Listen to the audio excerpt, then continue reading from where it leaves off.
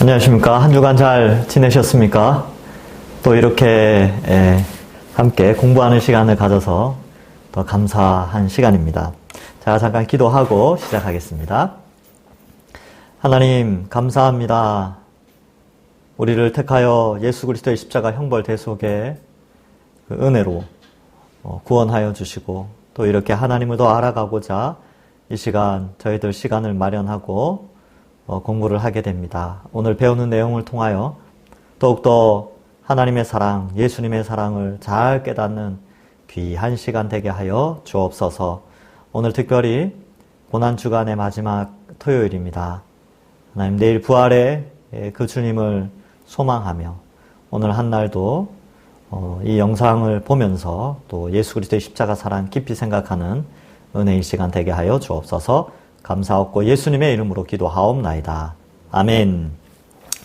자, 우리 지난 시간에 19페이지까지 했습니다. 그래서 이 예수 그리스도의 십자가의 죽음에 대해서 쭉 살펴봤는데 대속적 죽음이다. 그래서 우리가 예수님이 우리 죄를 위하여 죽었다 이런 표현보다 우리의 죄의 형벌을 대신하여 죽으셨다. 형벌 대속적 죽음, 형벌 대속의 십자가, 이렇게 우리 입에 익숙하게 하는 것이 좋다라고 말씀을 드렸습니다.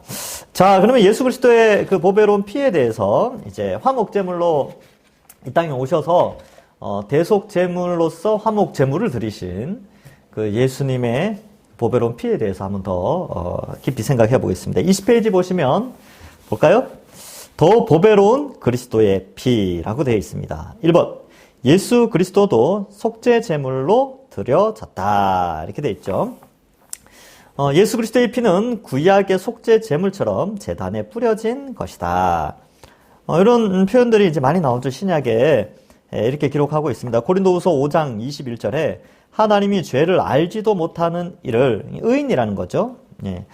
우리를 대신하여 죄로 삼으신 것은 우리로 하여금 그 안에서 하나님의 의가 되게 하려 하심이라. 사실 이 말이 좀 어려운데 우리가 죄인인데 하나님이 원하시는 의인의 자격을 갖추도록 하기 위하여 의인 대신 예수님을 죄인의 형벌을 뒤집어 쓰게 하시고 그 죄의 형벌을 치르면서 하나님의 의가 우리에게 전달되어지는 그러한 원리를 설명합니다. 이 짧은 구절로는 모든 걸 다 설명할 수 없지만 원리는 그렇죠.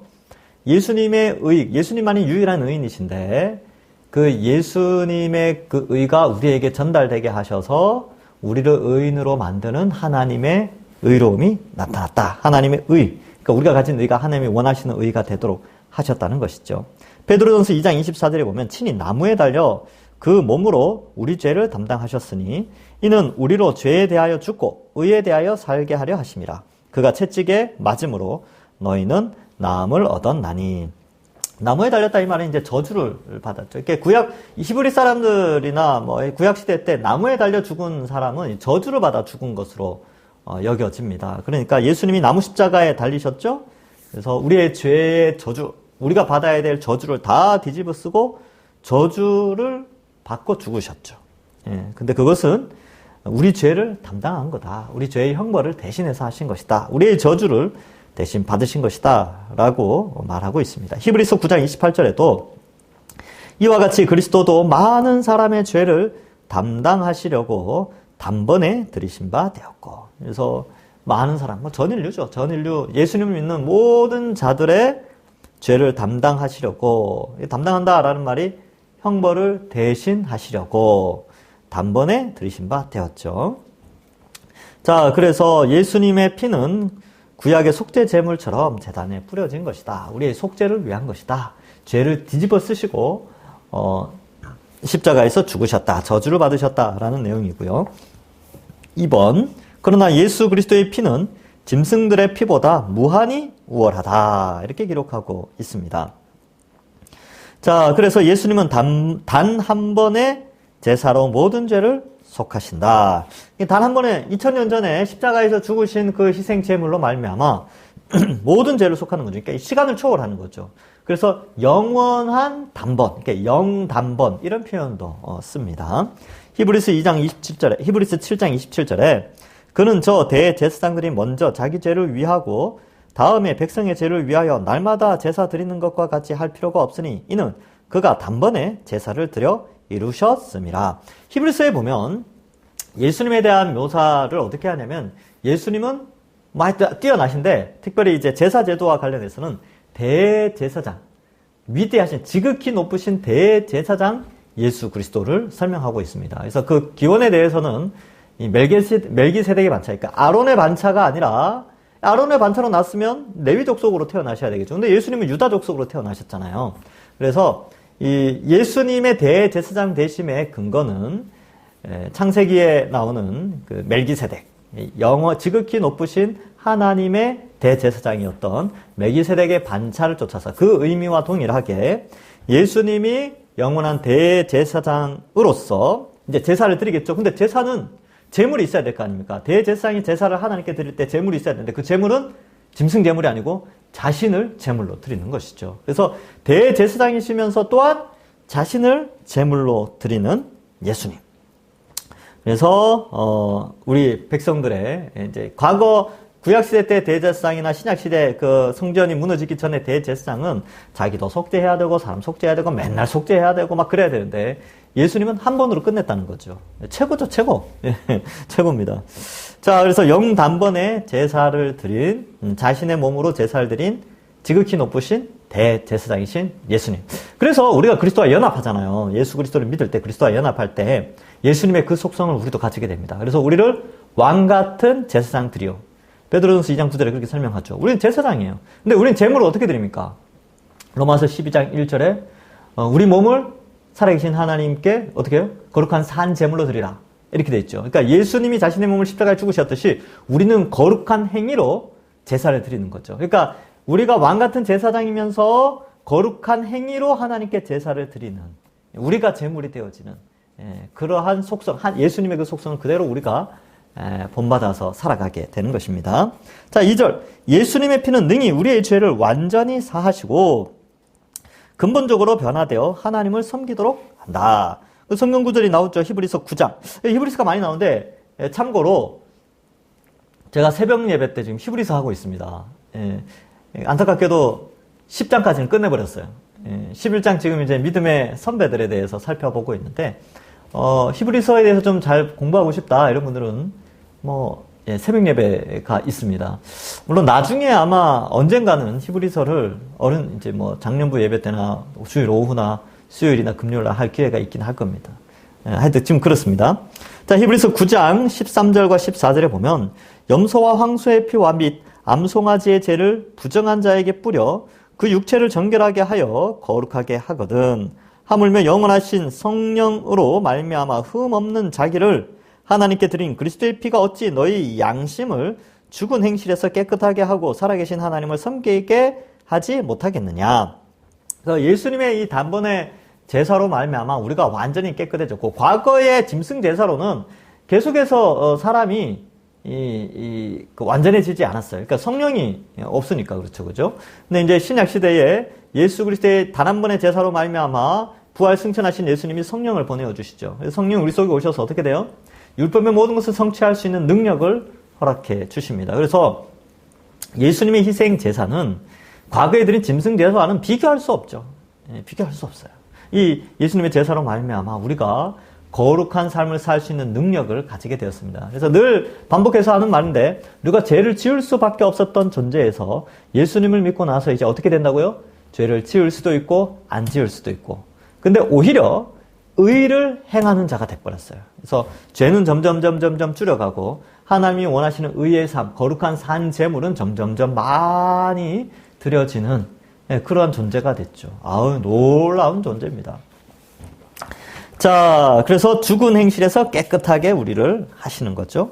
히브리서 10장 11절과 12절에 보면 모든 제사장은 날마다 제단에 서서 직무를 수행하면서 똑같은 제사를 거듭드리지만 그러한 제사가 죄를 없앨 수는 없습니다. 이렇게 돼 있죠.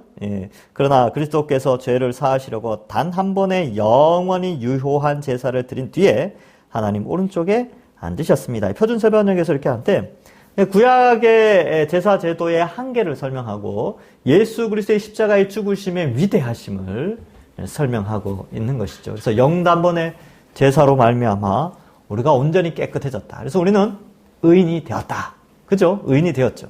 그래서 우리는 죄를 안 지을 수도 있기 때문에 하나님이 원하시는 기뻐하시는 삶의 제사를 잘 드리면서, 그래서 작년보다 올해보다 내년 더 거룩하게 살아가는 자가 되었습니다. 감사하죠. 예.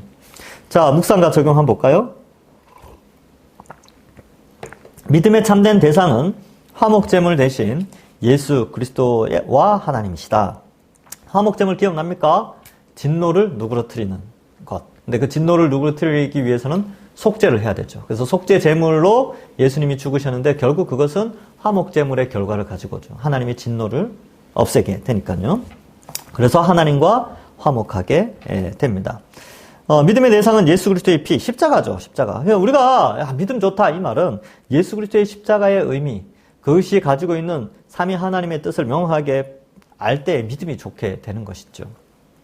예수 그리스도의 피, 예수 그리스도의 죽으심이다. 로마서 3장 25절에 그의 피로써 믿음으로 말미암는 이렇게 되어 있는데, 그 밑에 밑줄 친 거 보면 through faith in his blood 이렇게 되어 있습니다. 이게 모르셔도 되는데 그의 피 안에, 그리스도의 피 안에 믿음으로 말미암아 이런 뜻이에요. 네. 그러니까 예수님의 십자가의 피를 알지 못하면 참된 믿음을 알 수가 없죠. 네. 그래서 십자가가 가려진 사람은 참된 믿음의 소유자가 아닙니다. 네. 그래서 십자가를 방해하는 것, 못 보게 하는 것들을 빨리 다 치워버려야 되죠. 네.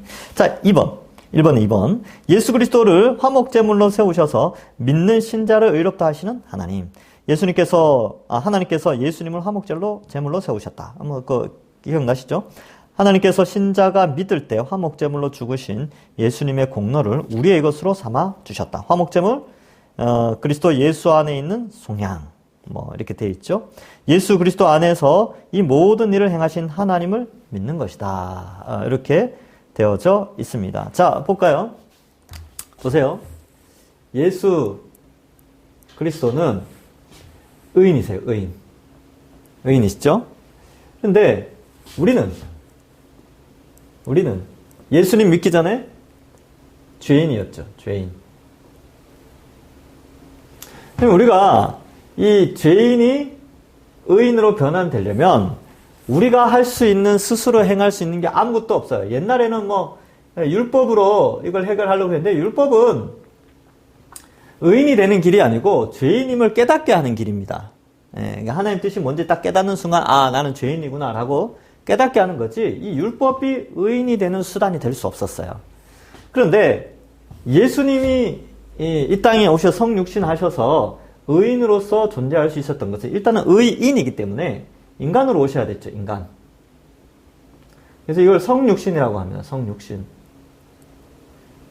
인간으로 오셔야 사람들의 죄의 형벌인 죽음을 대신할 수 있기 때문입니다. 근데 죽음을 대신할 자격을 갖춘 의인이 되려면 죄를 지으면 안 돼요. 죄를 지으면 안 됩니다. 그래서 예수님이 의인 되는 자격 조건을 일단 한번 봅시다. 많은 사람들이 율법을 지켜서 의인이 된다 이렇게 표현하는데, 율법을 지켜야 된다. 근데 사실 맞는 말이지만 요것만으로는 설명하기가 조금 애매하긴 합니다. 왜냐하면 예수님이 이 땅에 오셔서 율법을 다 지켰느냐? 안 지키셨어요. 안식일날 이삭에게 먹고 안식일날 사람 병 고치고, 사실 율법의 기준에 보면, 그 구약 율법 항목 기준에 보면 예수님이 이 율법을 완전하게 지킨 건 아니에요. 그러니까 사람들이 이해할 때 예수님은 율법을 어기니까 이거 죽어 마땅하다 이런 표현을 쓴 거죠. 근데 율법의 근본 정신이 뭡니까? 하나님 사랑. 죄송합니다. 이렇게 쓰면 안 되지. 네. 하나님 사랑. 또 뭐예요? 이웃 사랑. 그러니까 안식일날 병자 고치고, 안식일날 이삭 잘라서 제자들 먹이고, 이렇게 한 게 이웃 사랑을 위해서 하신 거죠. 이거 율법을 이루신 거예요. 근데 인간들의 눈에 볼 때는 저 율법 어겼다 이렇게 보는데 사실 율법을 성취하신 것이죠. 그래서 율법을 지켰는데, 근데 이 의라는 기준이요. 이 의라는 기준이 사실은 인간으로서 하나님의 뜻에 순종할 것에 조건이 있습니다. 그러니까, 제가 왕국 이야기를 많이 했죠. 그죠? 그래서, 입법, 행정, 사법. 그래서, 입법, 행정, 사법이 이게 주권을 발현하는 그건데 이게 왕에게 있는 게 왕국이죠. 왕. 근데 이분이 이제 하나님이세요. 하나님. 백성은 그러니까 왕이 있으니까 백성이 있어야 있죠. 백성은 인간이에요. 백성은 인간. 그러니까 인간은 주권자이신 이게 이제 왕이고 이게 주권자라는 표현인데 인간은 주권자에게 순종을 해야 됩니다. 그 왕국이 그래야 존재를 하거든요. 그러면 잘 보세요. 의인의 조건은 주권자에게 완전한 순종이 일어날 때 의인의 조건이 되는 거예요. 그러면 예수님이 이 순종이 언제 이루어졌는가? 이 땅에 인간으로 왔을 때만 순종하셨는가? 아니죠. 아니에요. 예수님의 순종은 어디에서 있었냐면 인간으로 성육신 하기 전부터 있었죠. 어떻게? 하나님 뜻에 순종하여 어때요? 성육신 할 때. 그래서 의인의 조건, 두 번째 순종의 조건은 성육신. 그죠. 성부 하나님께 저 인간으로 가기 싫어요. 그러면 의인이 될 수 없는 거예요. 근데 어떻게 해요? 창세전에 이거 이제 구속 언약이라 나중에 언약 신약할 때 할게요. 구속 언약이라고 하는데 창세전에 우리를 구원할 계획을 세웠어요. 근데 그 뜻에 예수님이 순종하여 성육신 하십니다.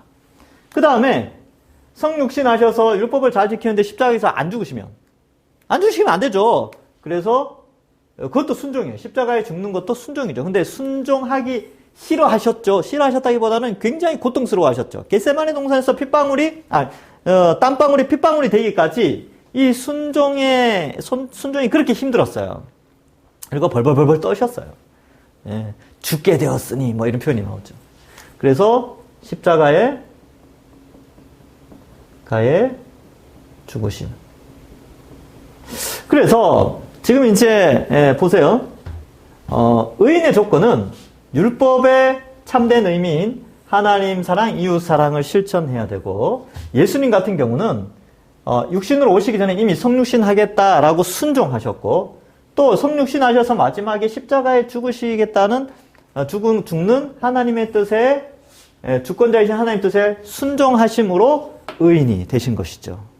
조금 복잡하긴 하죠. 그죠? 그래서 단순히 율법만 지켜서 의인이 되었다라고 하기에는 이 의인의 조건이 좀 그렇습니다. 그래서 그럼 어떤 사람이 예수님은 율법의 모든 것을 지켜서 의인이 되었다 이렇게 말할 때에 그렇게 그렇구나 그렇게 하시면 돼요. 맞으니까. 그런데 요 부분도 함께 들어가야 된다는 것도 우리가 반드시 좀 기억을 하고 계셔야 돼요. 그래서 예수님은 의인이 되셨어요. 그러니까 이 모든 게 순종하셨죠. 결국 순종의 최고의 절정.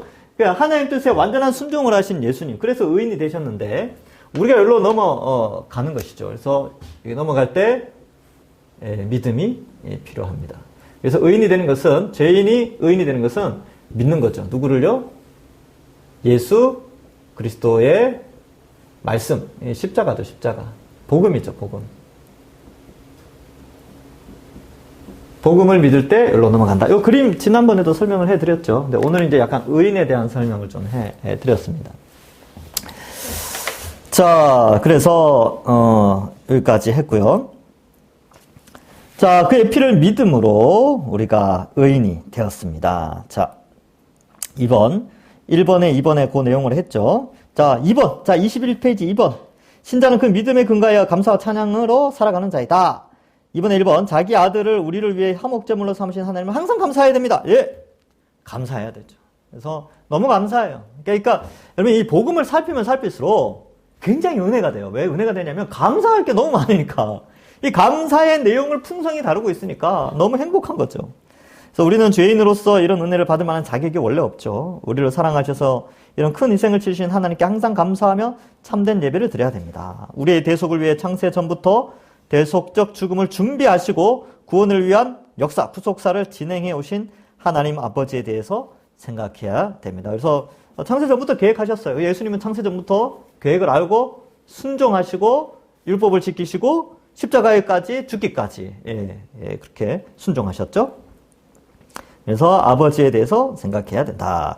우리를 위해 자신을 내어주신 예수 그리스도께 항상 감사해야 된다. 너무 감사하죠. 이 고난 주간에 또 내일 부활절인데 이 십자가를 기억하면 감사밖에 없어요. 찬양밖에 안 나옵니다. 그래서 여러분 트로트 좋아하시면 요즘 트로트가 유행하는데 세상 노래 좋아하시죠? 부를 수도 있죠. 그러나 우리가 복음을 알면 알수록 우리 마음속에 찬양이 막 입술에서 나오게 됩니다. 그래요. 자, 우리를 사랑하셔서 종의 형체를 입어 이 땅에 오시고 화목제물로 제단 위에 스스로 올라가신 우리 주 예수 그리스도께 참된 예배를 드려야 한다. 우리가 세상에서 비천한 자처럼 살지라도 우리를 구원하신 주님께 항상 감사하며 찬양하는 삶을 살아야 한다. 이게 이제 비천한 자처럼 살아간다 이 말이, 여러분 이제 그리스도인들이 하나님이 배치시킨 위치가 있어요. 어떤 사람 좀 부유하게, 어떤 사람 좀 중간 정도, 어떤 사람 좀 못 살게, 또 어떤 사람 높은 지위와 또 낮은 지위, 또 옛날 같은 신분 제도가 있었으니까 여러 신분 가운데 하나님 우리를 배치했어요. 그러니까 어떨 때 보면 참 비천해 보이기도 합니다. 예수 믿는 사람들이 이렇게 그죠? 대단해 보이지 않아요. 참 그죠? 그러나 어느 삶의 위치에 있든지 어쩌면 무화과 나무 잎이 마르고 포도나무에 열매가 없으며 감람나무 열매 그치고 그죠? 논밭에 식물이 없고 외양간 소가 없을지라도 어떻게 해야 돼요? 여호와로 말미암아 감사하는 자. 이 예수 그리스도의 십자가를 생각하기만 해도 감사가 나오는 자가 바로 믿음으로 사는 의인입니다. 이게 이제 중요하죠. 그래서 여러분 참 견디기 힘든 시절을 보내고 있습니까? 예수님이 나를 위해 십자가에 달려 형벌 대속의 죽으심으로 우리를 구원해 주신 것, 그것만 생각만 해도 우리는 감사할 수 있습니다. 기뻐할 수 있죠. 그것만 생각하면 모든 우울감에서 벗어날 수 있습니다. 힘내십시오. 자, 3과 하나님의 진노가 불의에 대하여 나타나나니. 자, 이제 죄에 대해서 오늘은 좀 더 생각을 해보겠습니다.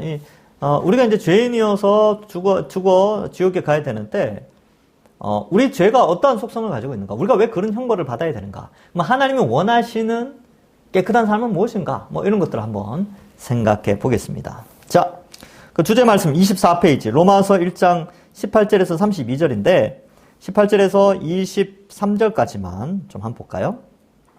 하나님의 진노가 불의로 진리를 막는 사람들의 모든 경건하지 않음과 불의에 대하여 하늘로부터 나타나나니, 이는 하나님을 알만한 것이 그들 속에 보임이라. 하나님께서 이를 그들에게 보이셨느니라. 창세로부터 그의 보이지 아니하는 것들 곧 그의 영원하신 능력과 신성이 그가 만드신 만물에 분명히 보여 알려졌나니, 그러므로 그들이 핑계하지 못할지니라.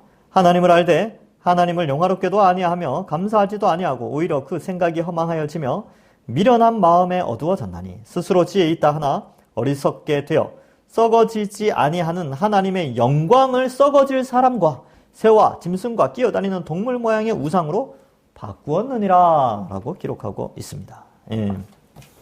자, 봅시다. 그냥 대속적 죽음 없이 용서하시면 안 되나? 여기 지금 읽을 건데, 이거 많이 생각해 보셨을 거예요. 볼까요? 예수 그리스도께서 우리를 대신하여 십자가에서 형벌을 받으셨습니다. 이것이 복음에서 가장 중요한 기초의 출발점입니다. 그런데 이 지점에서 한 가지 의문이 생길 수 있습니다. 우리를 구원하시기 위해 예수님께서 그런 식으로 꼭 죽으셔야 했나요? 사랑이 풍성하신 하나님인데 자기 아들을 죽이시면서까지 그런 구원의 길을 선택하셔야 했냐는 것입니다. 그냥 선택하신 자들을 용서하시고 구원해 주시면 안 되었느냐 하는 것입니다. 더 나아가는 사람도 있습니다. 사랑의 하나님이니 믿든 안 믿든 다 그냥 구원해 주실 것이라고 생각하는 사람도 있을 수 있겠죠. 그죠? 11세기 캔터베리의 대주교였던 안셀름은 이런 질문과 의문에 대해 이렇게 말했답니다. 죄의 심각성과 죄의 결과의 엄중함에 대해 모른다. 그죠? 아직도 이렇게 모른다는 거예요. 어디 이뿐이겠습니까? 죄를 모른다면 하나님의 거룩함과 그의 영광도 모르는 것이겠죠. 하나님은 사랑의 하나님이신 것이 맞습니다. 그러나 그 사랑은 바로 거룩한 사랑입니다. 자, 죄가 도대체 무엇이기에? 자, 오늘은 죄에 대해서도 또 한번 생각해 봅시다. 제가 이 죄에 대해서 여러 번 설명을 했습니다. 여러 번 설명을 했는데, 더 한번 볼까요? 로마서 1장 21절부터 23절, 앞에서도 읽었죠? 자, 1번에 1번. 윤리적 차원에서의 죄를 이해하는 방식의 문제점. 절대적 기준이 없는 상대적 관점. 이게 뭐냐면, 죄를 윤리적으로, 그러니까 이제 뭐, 욕한다든지, 남을 때린다든지, 남을 속인다든지, 남의 걸 훔친다든지, 이런 윤리적인 사람과 사람 사이에서 일어나는, 그런 잘못된 관계를 깨트리는 그러한 것들로만 죄를 이해하면 문제가 발생한다는 거예요. 왜냐하면, 이 시대마다 윤리의 기준이 달라져요. 그죠? 그래서 시대마다 윤리의 기준이 변하니까 죄의 기준도 변하여서 옛날에는 죄가 되는데 지금 죄가 안 되는 그런 형태로 가는 것을 죄로 여기면 안 된다는 것이죠. 그래서 절대적 기준이 없는 상대적 관점이 되어버리기 때문에 하여튼 이게 변할 수 있다는 거예요. 죄의 기준이 변하니까 이건 문제가 된다. 그래서 윤리적 차원에서 죄를 접근을 하면 안 된다는 거예요. 선에 대한 사회적 합의에 의한 자기 합리화와 자기 정당화, 자기 의를 주장한다. 이게 뭐냐면 이런 거죠. 이 시대의 상식이라는 것이 그 정도 죄는 괜찮아. 이런 거 있죠. 이런 거. 많이 있죠. 그죠? 그 정도 괜찮지 뭐. 이렇게 생각하는 것이 잘못된 윤리적 차원에서의 접근이에요. 그러니까 성경적으로 볼 때는 명확한 죄인데 사회적으로 볼 때는 죄가 아니야. 그런 거 많이 있죠. 그죠? 잘 생각해봐요. 굉장히 많습니다. 그러니까 이런 것들에 이제 문제점이 발생을 하죠. 그래서 사람들이 무슨 생각해요? 이 사회적 기준, 윤리적 기준으로 봐서 나는 죄인이 아니다 라고 생각을 해서 나는 죄인이 아니기 때문에 나는 지옥 가지 않아. 나는 심판받지 않아. 이런 생각을 한다니까요. 그러니까 죄의 접근을 잘못한 거죠. 그럼 죄의 접근을 죄의 본질을 제대로 이해해야 됩니다. 자, 볼까요? 죄의 본질. 성경에서 말하는 죄는 하나님께 합당한 영광과 감사를 돌리지 않고 우상을 섬기는 것과 연결되어져 있다라는 것이죠. 죄의 본질은 하나님을 알지만 하나님을 영화롭게도 감사하지도 않는 것이다. 믿지 않으니까 예배도 드리지 않죠. 죄의 본질은 하나님의 영광을 썩어질 것들의 우상으로 바꾼 것이다. 우상 숭배. 그래서 영광과 감사를 우상으로 바꾸는 거죠. 변질시키는 것이죠. 이게 이제 죄죠, 죄. 그 다음에 그 밑에 하나 더 적어 놓으세요. 밑에 이제 25페이지 제일 밑에도 나오지만 죄의 본질이 지금 여기 하나 두 가지만 나오는데 사실 가장 큰 죄의 본질에 대해서 밑에서 설명을 하고 있어요. 그래서 여러분 밑에서 셋째 줄 한번 보세요. 밑에 셋째 줄 보면 죄의 본질 또 하나가 나오죠. 그죠? 죄의 본질. 하나님에 대한 불순종과 하나님처럼 되려는 욕망으로 하나님을 떠났다.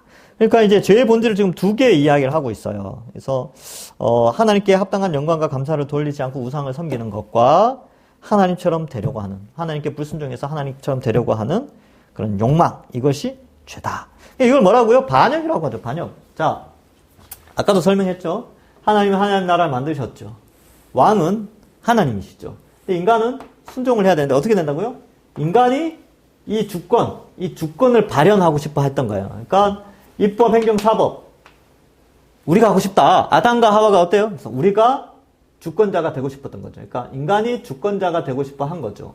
그래서 순종이 아니라 불순종. 불순종이라는 용어 자체는 좀 약해요. 반역, 역적. 역적. 이렇게 되는 거죠. 그래서 죄라는 것은 인간이 하나님 앞에 순종하지 않고 불순종할 뿐만 아니라 오히려 역적, 반역의 죄를 지은 것이죠. 그러니까 당연히 이 죄는 엄청나게 큰 것이죠. 그러면 그 가정에서 자녀들이 엄마, 아버지의, 부모님의 뜻을 거역하는 것을 반역이죠, 반역. 근데 이제 부모에게 거역하는 죄와 왕에게 거역하는 죄의 무게가 다르죠. 달라요. 그래서, 이 불순종하고, 반역하는 대상이 누구냐에 따라서 죄의 형벌도 좀 달라지게 됩니다. 그러니까 이제 우리는, 그러니까 만왕의 왕 창조주 하나님에 대한 반역죄니까 심각한 거죠. 자, 봅시다. 죄에 대한 설명.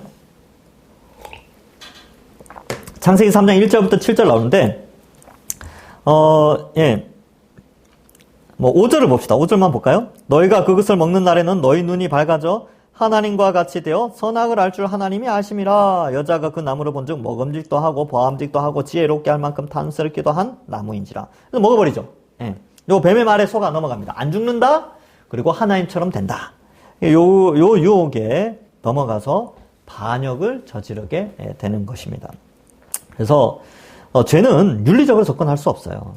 그러니까 단순히 과일 하나 먹은 거, 그런 개념으로 들어가는 게 아니고 반역의 개념으로 들어가요. 역적의 개념으로 들어가죠. 그래서 밑에 셋째 줄을 보면 하나님에 대한 불순종과 하나님처럼 되려는 욕망, 하나님을 떠남, 이것이 죄다. 반역죄죠. 밑에서 둘째 줄, 하나님과 그분의 말씀에 대한 회의와 왜곡, 사탄이 이렇게 했죠. 그래서 하나님을 어떻게 만들어요? 사탄이 해방과 풍성한 공급자이신 하나님을 억압과 속박과 빈곤의 하나님으로 사탄은 묘사합니다. 야, 그거 뭐 죽는다고? 와, 하나님 그런 분이었어? 뭐 이렇게 이제 하나님에 대해서 굉장히 좀 부정적인 시각을 심어주면서 죄를 짓게 만들죠. 26페이지 제일 위에 하나님이 참으로 너희에게 동산 모든 나무의 열매 먹지 말라 하더냐. 먹지도 말고 만지지도 말라 너희가 줄까 하노라 라고 이제 말하죠, 여자가. 근데 하나님은 어떻게 말씀하셨어요? 창세기 2장 17절에 보면 거기 교재에 있죠? 선악을 알게 하는 나무의 열매는 먹지 말라. 네가 먹는 날에는 반드시 죽으리라. 하나님의 말씀이 명확했죠. 그런데 죽을까? 이렇게 이제 의심을 품고 회의하게 만드는 것이 사탄의 계략이죠. 뭐 지금도 마찬가지예요. 지금도 성경은 명확하죠. 성경은 명확한데 성경은 그렇게 말하지만 아니라니까. 괜찮아. 그 정도 죄는 괜찮다니까. 성경은 그래도 한 시대를 봐. 이 시대는 그 정도 죄는 괜찮아. 이렇게 우리에게 죄를 짓게 합니다. 예. 그리고 이제 사탄이 또 다른 사람을 통해서 죄를 짓게 하죠. 야, 괜찮아. 나도 예수 믿어. 나도 예수 믿는데 그 정도 죄는 괜찮다니까. 이런 형태로 우리가 끊임없이 하나님을 반역하게 만들고 명확한 하나님의 말씀을 왜곡하고 그렇게 만든다는 거예요. 그래서 조심해야 되죠. 자, 반역 역적의 죄에 대해서 26페이지 이제 위에서 한 6번째 줄이죠. 하나님에 대한 대적과 욕망. 너희가 결코 죽지 아니하리라. 너희가 먹는 날엔 너희 눈이 밝으다. 하나님과 같이 되어 하나님의 뜻에 대적하여 창조주의자 주권자이신 하나님을 거부하죠. 왕을 거부한 거예요. 왕을.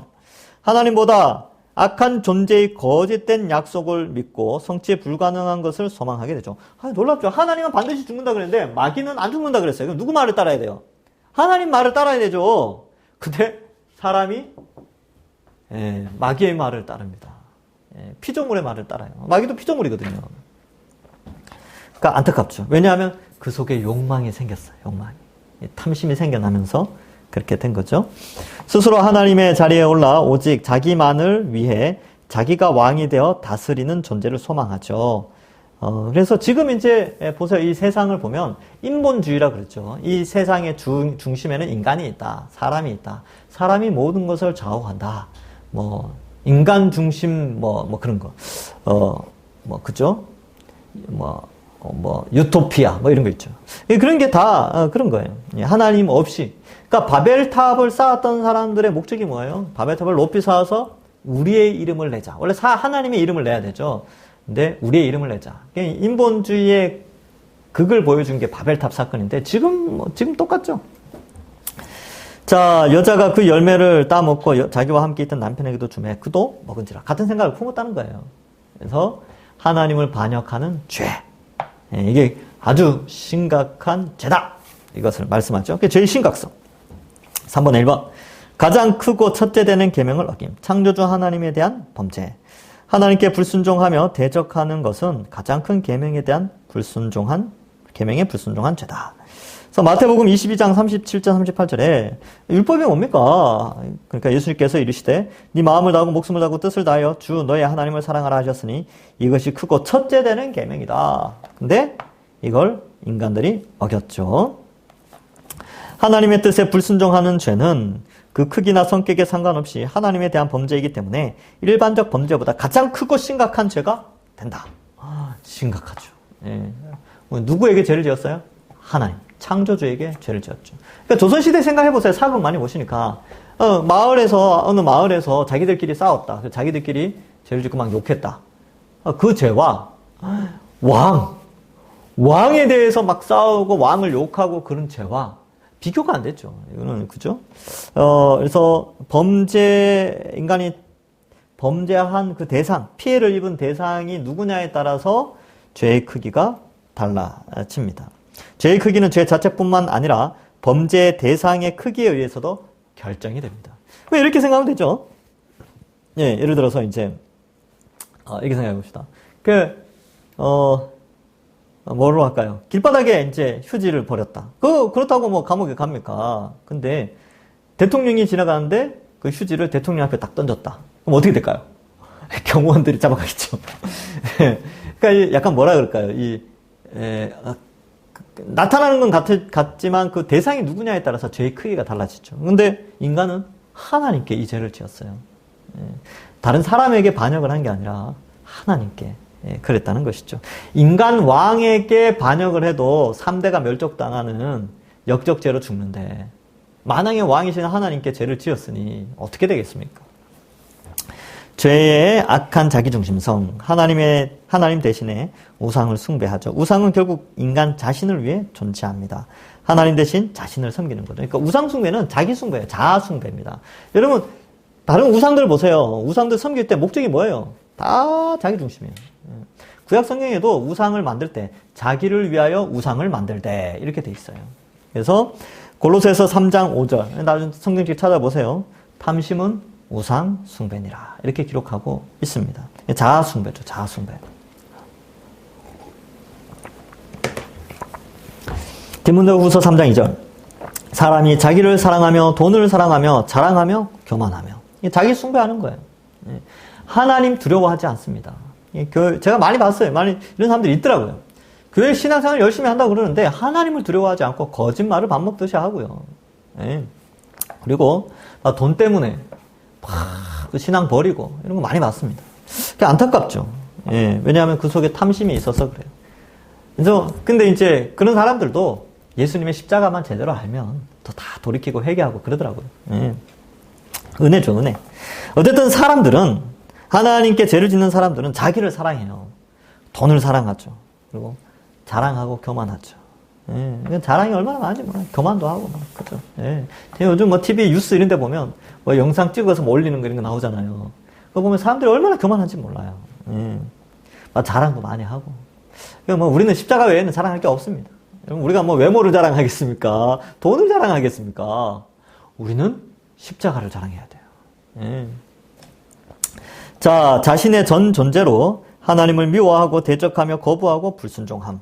하나님 없이 하나님의 자리를 차지하고 살아가려는 오만과 자기 중심성. 이렇게 돼 있죠. 그래서 우리가 교회 왜 나옵니까? 우리가 왜 신앙생활을 해요? 하나님을 높이기 위해서 신앙생활을 하죠. 그래서 우리는 주를 위해서 살아가는 자들입니다. 교회 와서 인정받으려고 너무 하지 마세요. 그래서 인정 못 받고 나서 막 그런 말 하죠. 뭐 내가 말이야, 내가 누군데 나한테 이렇게 해. 날 무시했어. 이렇게 하는데, 괜찮습니다. 무시 좀 당할 수 있죠. 예수님도 무시 당하는데, 중요한 것은, 내가 어떠한 무시를 당하든지, 어떠한 상황에 처해든지, 하나님이 높임을 받는다면, 그게 참 좋은 거예요.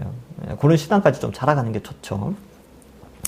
자, 그래서, 이렇게, 오만과 자기 중심성의 죄악을 자꾸 지어요. 그래서, 하여튼 그렇습니다. 좀 성숙해야 되죠. 그러니까 이제 처음에는 그럴 수 있죠. 신앙생활 처음 하는 사람들은 막 이렇게 인정받지 못하고 막 존중받지 못할 때 막 화가 나고 막 그럴 수도 있는데 신앙이 좀 자라면 이런 생각을 하게 되는 거죠. 에이, 괜찮다. 그래, 나는 무시당할 수도 있지 뭐. 예수님도 무시당했는데 이런 마음으로 하나님께 영광 돌리는 것이 신앙의 성숙함으로 가는 길입니다.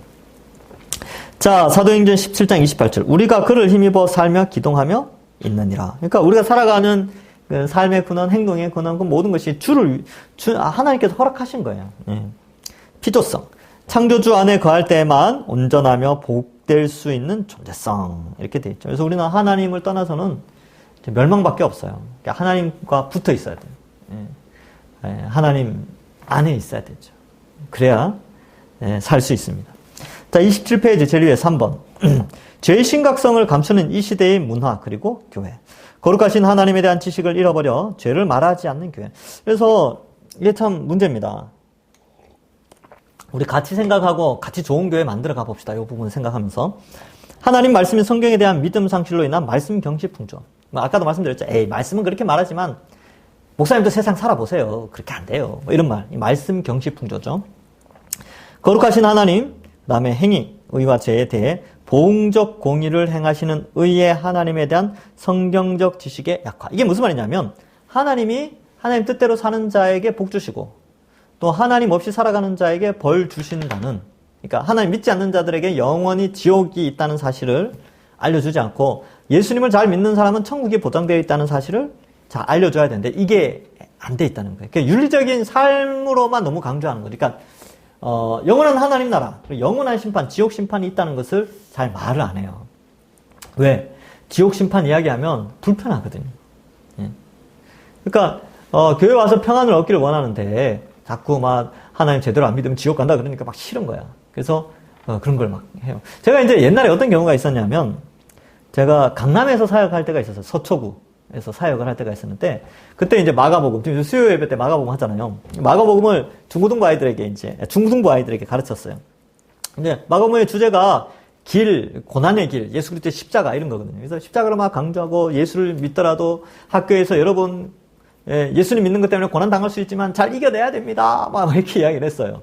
그리고 예수님 안 믿으면 다 지옥 가니까 여러분 그 영혼들 사랑해서 전도해야 됩니다. 이런 걸 이제 저희가 설교했거든요. 근데 교사 한 분이 탁 저한테 왔어요. 목사님, 그런 말 좀 안 했으면 좋겠어요. 아니, 왜요? 내가 깜짝 놀랐죠. 왜요? 그러니까, 목사님 지옥 이야기하고 예수 안 믿으면 지옥 간다 그러고 심판 받는다 그러니까 전 너무 불편해요. 그렇게 이야기를 하는 거예요. 제가 없는 말 하겠습니까? 그죠? 근데 그분이 그렇게 이야기하는 이유가 있었죠. 왜냐하면 남편이 예수를 안 믿었거든요. 근데 그 말을 들을 때마다 남편이 자꾸 생각나니까 불편한 거예요. 교회 와서 막 위로받고, 기뻐하고 그러길 원하는데 자꾸 남편 지옥 간다. 그분 말은 그래요. 남편 지옥 간다라고 자꾸 들리니까 싫다는 거예요. 자기의 평안을 깨는 거예요. 그러니까 그 전도하면 되죠. 어떻게든지 전도하려고 노력하면 되는데 그런 메시지를 전달하지 말래요. 제가 그래서 이게 뭔가 저분이 도대체 아이들에게 뭘 가르칠까 이런 생각도 많이 했습니다. 또 두 번 들었어요. 두 번.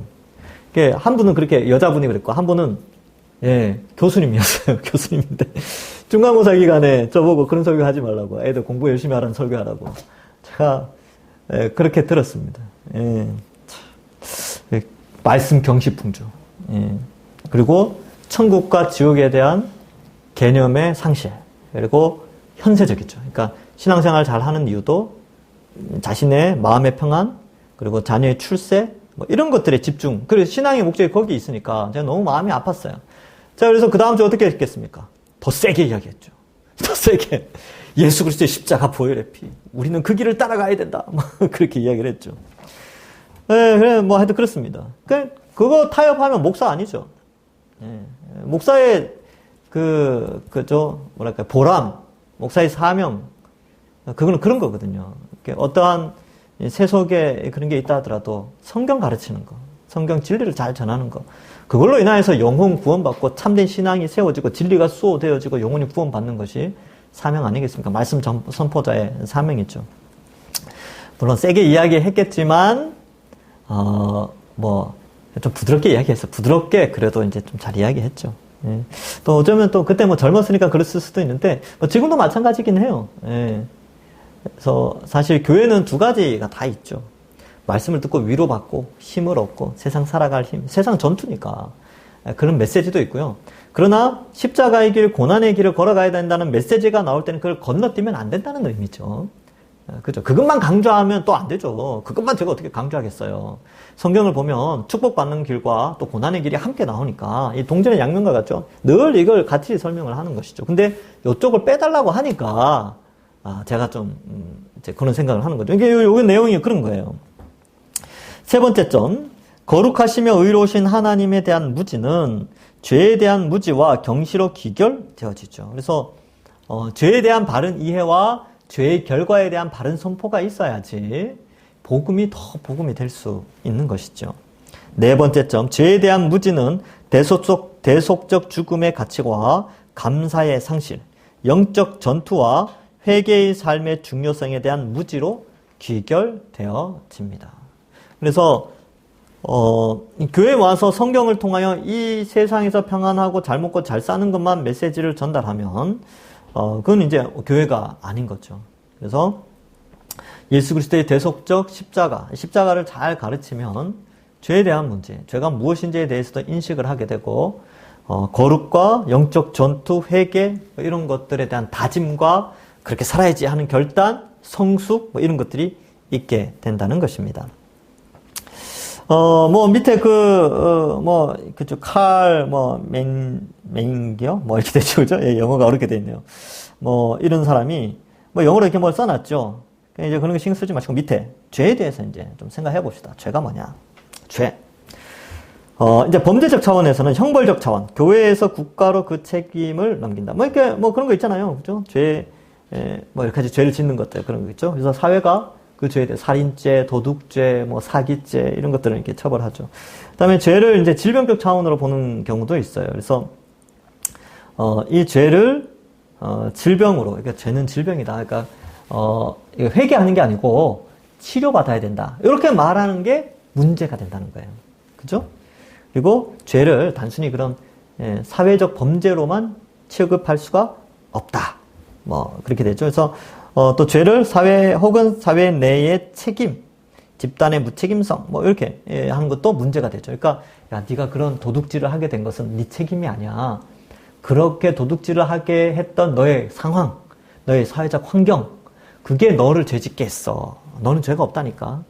이런 식으로 설명을 한다든지. 이런 것들이 이제 보통 이제 상담학에서 이런 것들이 많이 나와요. 그래서 상담학에서 이제 죄를 질병으로 보죠. 그래서 하나님 앞에 회개하는 게 아니라 이 질병을 어떻게 치유할까. 이런 식으로 설명을 자꾸 하는데, 그렇게만 설명하기에는 조금 문제가 있죠. 예. 그렇죠? 물론 죄의 결과, 인간이 하나님을 대적하여서 이 대적의 결과로 죽음이라는 게 찾아오죠. 죽음의 전조현상이 질병이거든요. 그런 의미로 설명하는 것은 괜찮지만, 죄 자체를 이 반역, 불순종하는 이건 질병이야. 이거는 네 잘못이 있는 게 아니고 너 병에 걸려서 그런 거야. 너에겐 책임이 없어. 이런 형태로 돌리는 것은 잘못되었다는 것을 좀 아시면 되는 거예요. 예. 자, 그래서, 이렇게 좀, 요런 것들은 좀 조심해야 된다. 지금 방금 했던 3번은 우리가 경계해야 될 것을 설명하고 있죠. 죄에 대한 잘못된 정의, 또 죄에 대한 잘못된 인식, 요런 것들에 대해서 경계하는, 경고의 메시지입니다.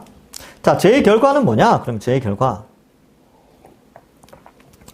죽음이죠. 이게 죽음이 온다는 것은 그 죄의 책임이 죄를 지은 사람에게 있다는 거예요. 환경에 있지 않습니다. 예, 그죠? 자, 죽음. 죄의 형벌은 죽음이다. 육적 죽음과 영원한 죽음. 지옥 형벌이죠. 육체가 죽는 것과 지옥에 가는 거예요. 창세기 2장 10절에 반드시 죽으리라. 이 표현이 이 두 가지를 다 포함하고 있어요. 그 다음에 에베소서 2장 1절. 허물과 죄로 죽었던 너희를 살리셨도다. 그때 이 표현은 우리가 육체는 살아있는데 어때요? 영원히 죽은, 이미 지옥 가 있는 자인데 예수 그리스도의 피로 우리를 살리셨다. 이런 표현이 있죠. 마태복음 25장 30절에 이 무익한 종을 바깥 어두운 데로 내어 쫓으라. 거기서 슬피 울며 이를 갈미 있으리라.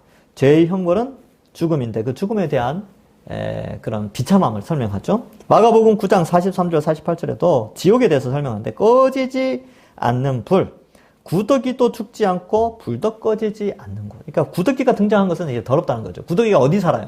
네, 거기 살죠. 거기 살아요. 근데 구더기가 안 죽어요. 아우, 끔찍하지 않습니까? 아주 더러운, 그리고 아주 엽기적인 그런 상황인데 불까지 꺼지지 않는 고통. 이게 지옥입니다, 지옥. 예. 예수님이 하신 말씀이에요. 예수님이 지옥을 설명해 주셨어요. 그러면 이건 진리죠. 예. 그죠? 단순히 찜질방 정도로 생각하시면 안 됩니다, 지옥은. 불 견디지 그게 아니라니까요, 그게. 견딜 수 없는 고통. 그러나 영원한 고통. 그게 지옥입니다. 그게 죄의 형벌에 해당되는 것이죠.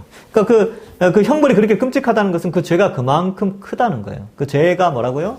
인간이 창조주 왕이신 하나님을 배신한 것, 역적죄를 지은 것, 자기가 하나님 자리에 올라서는 것, 이게 죄입니다. 자, 그래서 2번 죄의 보편성, 결국 죽음의 보편성. 많은 사람들이 다 이제 죽음을 통하여서 이제 죄가 세상에 관영하다는 걸 보여주죠. 한 사람으로 인해 죄와 사망이 세상에 들어왔다. 로마서 5장 12절. 그러므로 한 사람으로 말미암아 죄가 세상에 들어오고 죄로 말미암아 사망이 들어왔나니 이와 같이 모든 사람이 죄를 지었으므로 사망이 모든 사람에게 이르렀느니라. 그러면 여러분 우리가 예수 믿고 의인이 됐잖아요. 그럼 의인은 죽지 않아야 되죠? 예, 죽지 않습니다. 언제 죽지 않느냐? 예수님이 재림 후에는 죽지 않아요. 지금은 죽죠. 지금은 아직 예수님 안 오셨으니까. 근데 의인의 자격은 그대로 가지고 있는 거죠. 그래서 의인의 자격을 가지고 있으니까 어때요? 지옥 형벌에 들어가는 게 아니라 하나님께로 가죠. 그 영혼이 하나님께로 갔다가 봐요. 죄의 형벌이 육적 죽음과 영원한 죽음, 지옥 죽음이 있죠. 지옥이 있죠. 그런데 우리가 이 육체가 죽으면 영원한 죽음의 형벌에서는 면제됐잖아요. 이게 면제됐으니까 지옥이 아니라 천국에 가요. 근데 육체는 죽어버렸잖아요. 안타깝죠. 근데 하나님이 의인이기 때문에 어떻게 돼요? 우리가 의인이기 때문에 다시 살려주시는 거예요. 언제? 예수님의 재림 때에 영원히 죽지 않을 몸으로 우리를 변화시켜줍니다. 이게 의인의 자격이죠. 의인의 자격. 그래서 우리가 예수 믿고 의인이 된 이유는 뭐예요? 안 죽으려고, 지옥 안 가려고. 맞죠? 안 죽는 건 언제 안 죽어요? 예, 예수님의 재림 때에 안 죽는 몸으로, 영원히 사는 몸으로 부활하게 되는데 그 조건이 뭐냐면 요 의인이라는 자격 때문에 그렇습니다. 예, 예수님이 왜 3일 만에 부활하셨어요? 의인이시니까. 의인이시니까 살아나신 거예요. 예, 그래서 부활의 뜻은 육적 죽음, 영원한 지옥 형벌을 받지 않았다. 즉 그분은 의인이라는 것을 증명해내는 것이 부활입니다. 예수님은 그래서 의인이셨죠. 예, 의인이셨기 때문에 부활하실 수밖에 없었고 하나님이 그리고 이제 지옥이 아니라 하나님 우편에 올라가신 것이죠. 자 봅시다. 밑에서 셋째 줄 모든 사람이 죄악에 오염되고 죄의 결과인 사망에 이르게 됨. 로마서 3장 10절 기록된 바 의인은 없나니 하나도 없으며. 시편 14편의 내용을 인용한 것이죠. 27페이지 제일 밑에 이 세상은 죄와 사망이 지배하는 세상입니다. 한 사람을 넘어서는 죄의 권세죠. 그래서 이 세상은 죄가 관영한 거예요. 지금 아직까지는. 주님 오시면 이제 모든 게 해결됐죠. 이런 거는 이제 요한계시록을 하면서 더 잘 알 수 있죠. 자, 28페이지. 영적으로 죽은 자의 모습에 대해서 설명을 하고 있죠. 영적으로 죽은 자. 그러니까 우리 살아가긴 살아가는데 영적으로 죽은 자는 어떤 자들이냐?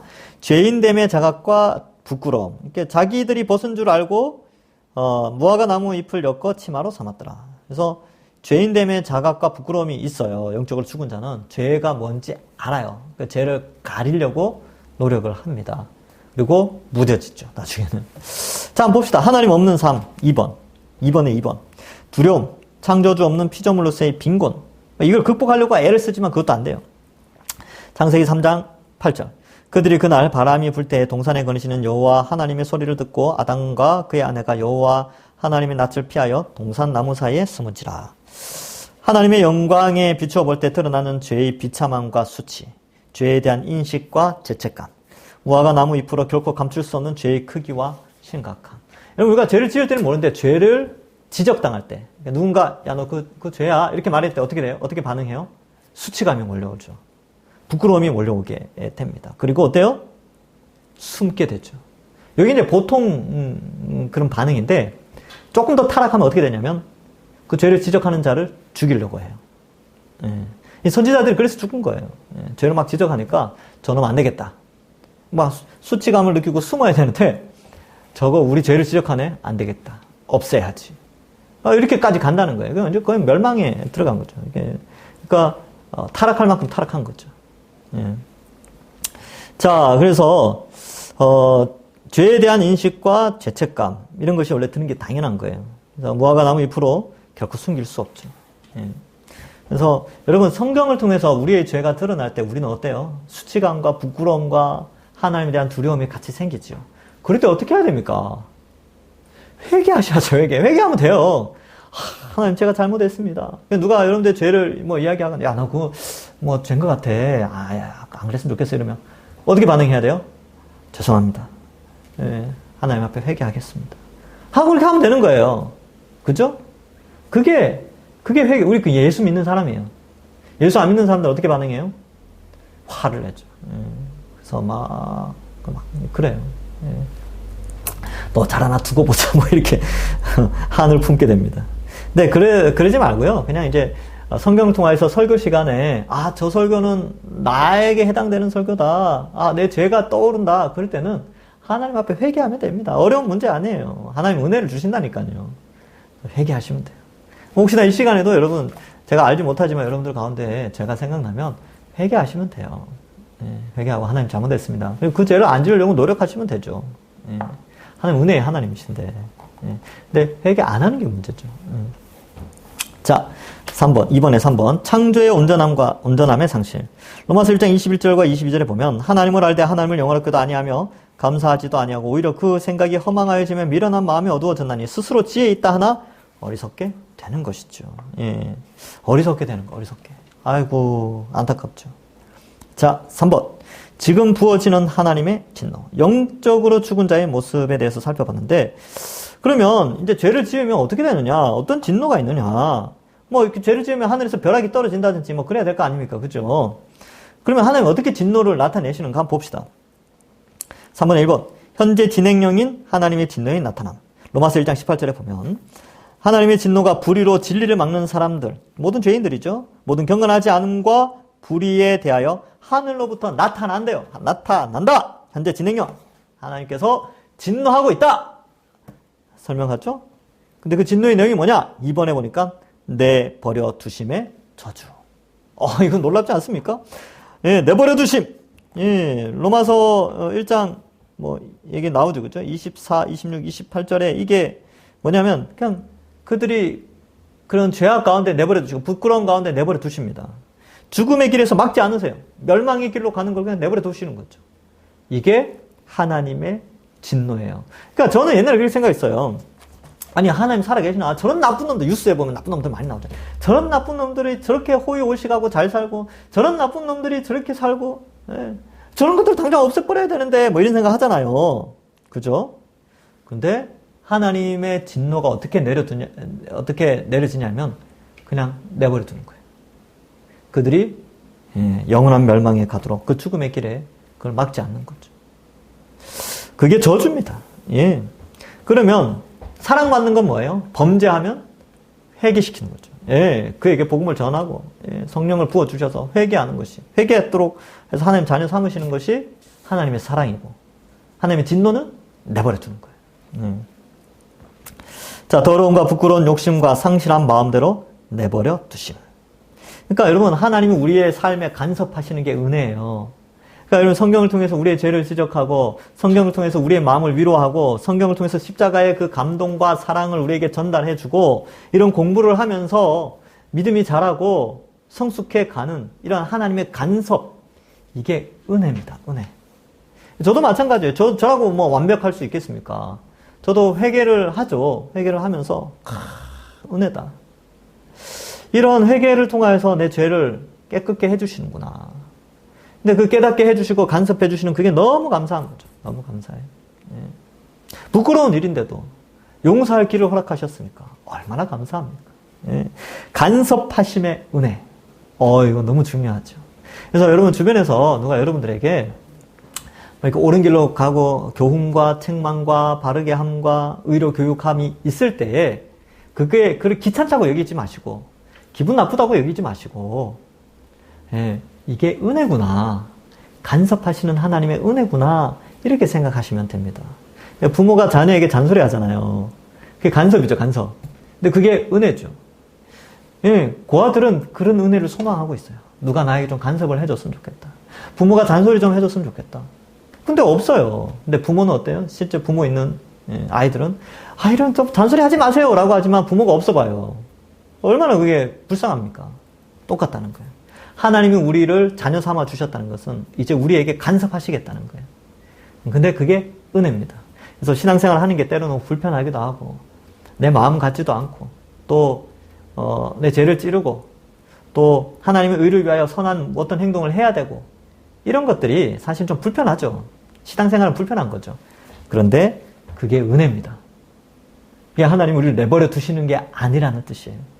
그러니까 이런 간섭함을 받는 것에 익숙하시고 죄와 싸워 영적 전쟁 가운데 좀 불편한 것 이런 것들은 은혜다 이렇게 생각하시면 됩니다. 하나님 우리를 내버려 두지 않는 게 감사하죠. 예. 자, 3번에 3번.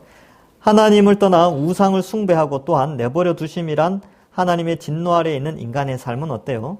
순리를 명리로 바꾸죠. 그래서 로마서 1장 26절에 이 때문에 하나님께서 그들을 부끄러운 욕심에 내버려 두셨으니 곧 그들의 여자들도 순리대로 쓸 것을 바꾸어 영리로 쓰죠.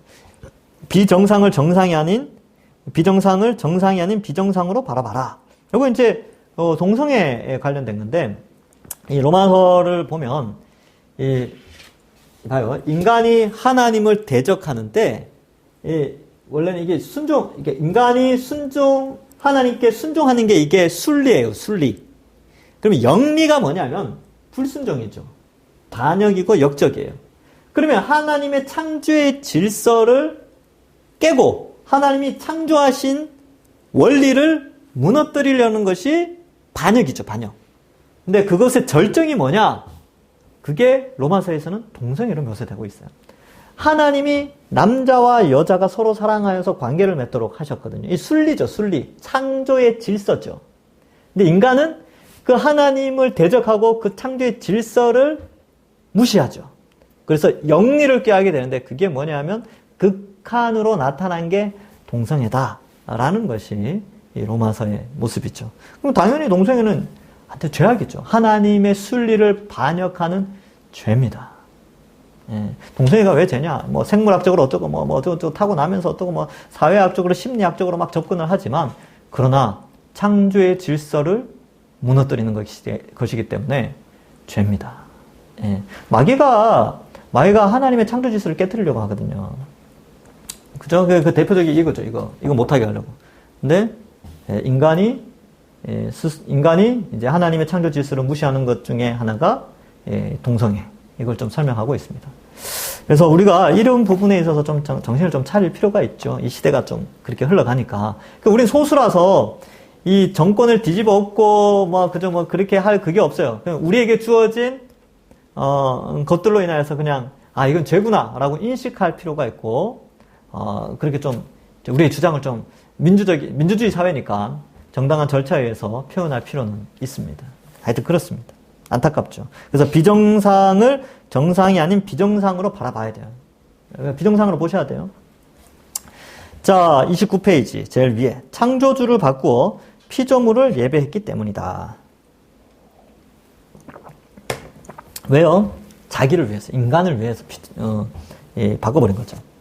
그래서 썩지 아니하는 하나님의 영광을 썩어질 사람의 사람과 새와 짐승과 기어다니는 동물 모양의 우상으로 바꾸었죠. 진리를 거짓으로 바꾸어 피조물을 조물주보다 더 경배하고 섬기라. 사실 인간을 제일 높이 평가하죠. 요즘 우상 숭배 이게 많이 안 해요. 많이 안 한다기보다 하긴 하는데 그 모든 것의 중심에는 인간이 있습니다. 분화, 나는 무신론이야 라는 사람들은 다 자기를 숭배하죠. 자, 마음이 죄로 물들어 죄의 종이 됨. 그래서 마음의 종욕, 마음에 하나님 두기를 싫어하죠. 그 상실한 마음에 버려두사. 그래서 마음이 죄로 물들어서 이런 죄를 짓는 거예요. 에베소서 2장 3절에도 전에는 우리도 다른 이들과 같이 본질상 진노의 자녀였대. 우리 마음이 다 타락하였다는 것이죠. 본질상. 예레미야 7장 9절. 만물보다 거짓되고 심히 부패한 것은 마음이라 누가 능히 이를 알리오. 마음이 죄로 물들었습니다. 로마서 3장 10절에서 12절. 의인은 없나니 하나도 없으며 깨닫는 자도 없고 하나님을 찾는 자도 없고 다 치우쳐 함께 무익하게 되고 선을 행하는 자는 없나니 하나도 없도다. 그래서 하나님을 떠난 인간은 다 마음이 죄로 물들어 죄의 종이 되죠. 죄의 지배를 받게 되는 것입니다. 그래서 하나님의 진노가 뭐냐? 진노가 현재 나타나는데 내버려 두는 것이다.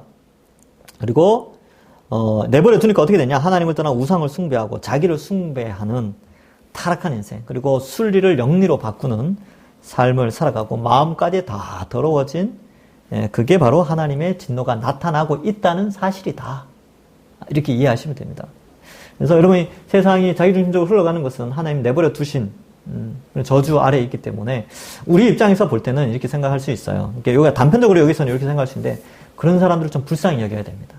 그리고 그들이 하나님을 믿고 회개할 수 있도록 우리가 교회가 도와줘야 돼요. 에이 저것들 내버려둬서 진노받아서 싸지 이렇게 생각하시면 안 된다니까요. 그러니까 너무 불쌍하잖아요. 하나님 진노 아래에 있고 현재 진행형으로 내버려 두니까. 우리의 입장에서는 어떻게 돼요? 최대한 복음을 전하고 그들이 예수를 믿을 수 있도록 도와주는 역할을 감당해야 됩니다. 결과는 하나님께 맡기는 거죠. 저는 이 부분을 읽을 때, 불신자도 불쌍하다. 어떻게 쓰는지 우리 동산교회가 이 주변에 죽어가는 영혼들, 구원하는 일에 힘썼으면 좋겠다. 이런 생각을 해 봅니다. 오늘은 여기까지 하겠습니다. 제가 기도하고, 출석은요, 예, 그냥 이은희 전도사님한테 개인적으로 카톡을 보내시든지 문자를 보내시면 되고, 혹은 연세 드신 분들은 개인적으로 카톡 보내고 문자 보내는 게 좀 어려우신 분은 연세 드신 분들에 한해서만은 그죠? 우리 공용 단톡에 하실 수 있도록 좀, 그리고 이해해 주시기 바랍니다. 그런 게 어려우실 수 있으니까. 나머지 분들은, 하실 수 있는 분들은 이은희 전도사님한테 개인 카톡이나 개인 문자를 보내주시고, 출석했습니다. 강의 잘 들었습니다. 이렇게 해주시면 되겠습니다. 기도하겠습니다. 하나님, 감사합니다. 우리가 예수 그리스도의 십자가 형벌 대속의 복음을 믿어 이 죄의 형벌에서 구원받게 하여 주시니 감사합니다. 오늘은 특별히 죄에 대해서 우리가 좀 살펴보았는데, 이 죄가 이렇게 큰 것이라는 것을 깨닫고, 이 죄의 결과가 끔찍하다는 사실을 알고, 예수님의 십자가 때문에 이렇게 우리가 구원받았구나. 내가 예수님 믿게 된 게 정말 하나님의 은혜구나 라고 생각하며 우리 입술에 찬양과 감사가 넘치는 우리 모든 성도들 되게 인도하여 주옵소서. 그래하여 예수님 믿은 거 정말 잘 믿었다, 날마다 찬양하며 기뻐하며 살아가는 주의 백성들 되게 하여 주실 줄 믿사옵고 예수님의 이름으로 기도하옵나이다. 아멘. 감사합니다. 우리 다음 주에 또 뵙도록 하겠습니다.